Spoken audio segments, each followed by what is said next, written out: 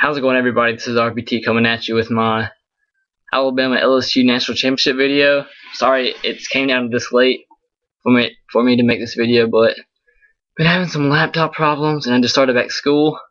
Got pre-cal in physics. It's not that fun. But here we are, day before the game. I'm so excited, as sure as the whole LSU and Alabama fan base is. This is a rematch. I'm sure you all know the details of the game. We lost the first game in overtime. So many missed opportunities, but that's all in the past. None of that matters. All that matters is who is holding up the crystal ball at about 11 o'clock tomorrow night.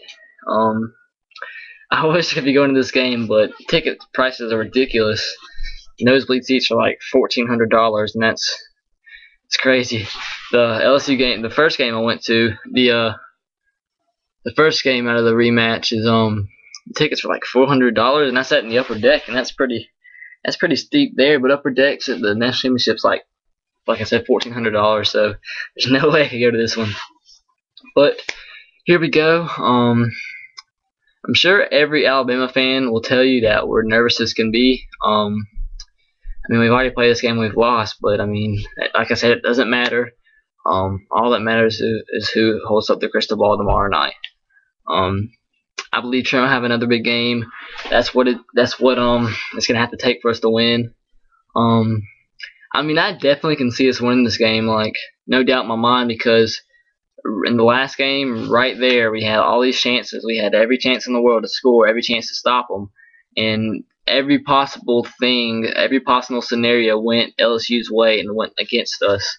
Every call, every play, every negative play was in the worst situation possible to ensure our defeat in that game, and to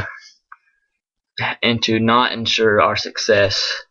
Like, we made the stupidest mistakes, and the only reason LSU scored was from big mistakes. Well, AJ had a few mistakes in that first game, but his only big mistake was the interception return. That was right before half, and that's when they got.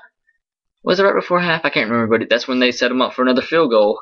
Our defense stopped them on the goal line and had to settle for 3 points. Then the first field goal they got was when Jordan Jefferson found some guy wide open 15 yards behind our secondary on a busted coverage play, and they got a field goal out of that. So we very easily could have won that game, and I'm sure you all know that. But hopefully everything goes our way this time. I'm sure LSU's been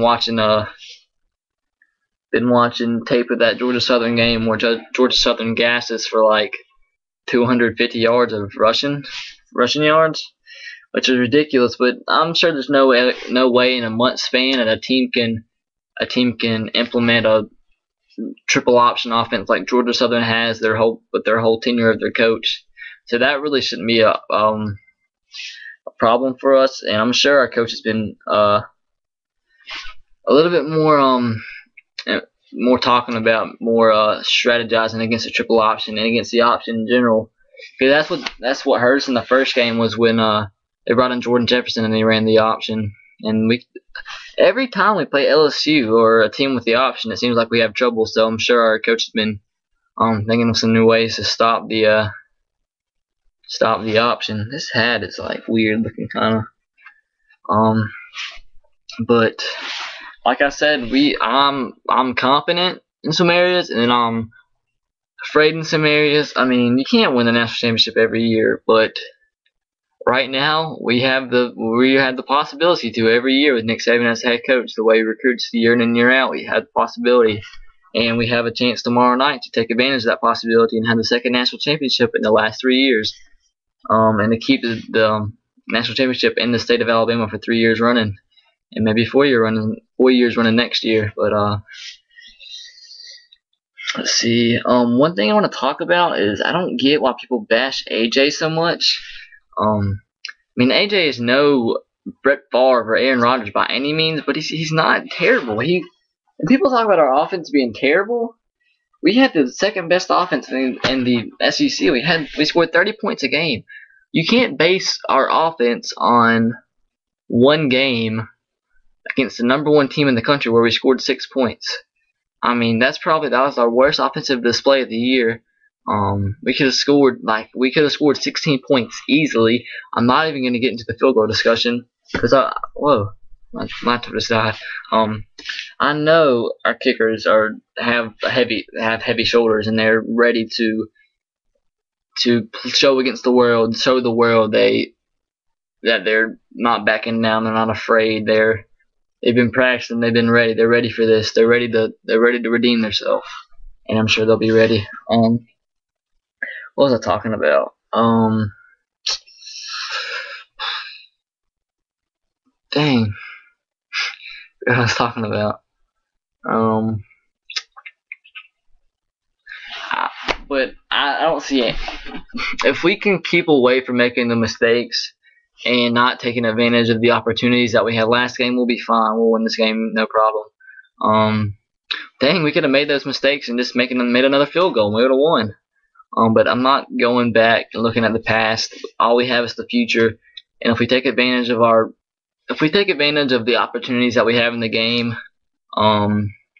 we'll win this game. Oh, I remember what I was talking about, the AJ bashing. AJ, I mean, if it wasn't for him, we wouldn't even have scored a point that game, because every time we got a field goal, we came out of our own 15, 10-yard line. He made big throws on third down inside our 20 to keep going downfield. And what happened is we had negative plays on 1st and 10 inside our on LSU's 40 and 30-yard line, which made our field goals longer to make. Hence why we missed half of them, because those were long field goals. But if we can take advantage of our opportunities on the other side of the 50, get deeper into the red zone, score a touchdown, we will have no problem, and I believe we'll win this game. Let's see, I'm trying to think of the score. I think this game is going to be a little bit more high scoring than the last game, just because we've had a month to prepare, and we know what works and we know it doesn't work, because we played before. And I believe, let's see the score. Alabama wins this game 21-17. 21-17. That's gonna be the final score. I'll see you all. I'll make a video after the national championship game. Either tomorrow night or Tuesday. But yeah, guys, that is all for me. Have a great Sunday. Have a great day tomorrow, and enjoy the national championship. And if you're one of those people who say they're not going to watch the game because it's a rematch and they're trying to boycott, occupy the BCS, which is retarded, shame on you. You're going to watch it. If you're a college football fan, you're going to watch the national championship if you're really a college football fan, because that's just stupid. Oh, I'm a college football fan, yeah, but I'm not going to watch the championship because just me watching the championship or not watching it is going to decide whether we had the BCS or not. No, you're weird and gay. That is it, guys. Enjoy the national championship tomorrow night, and roll Tide.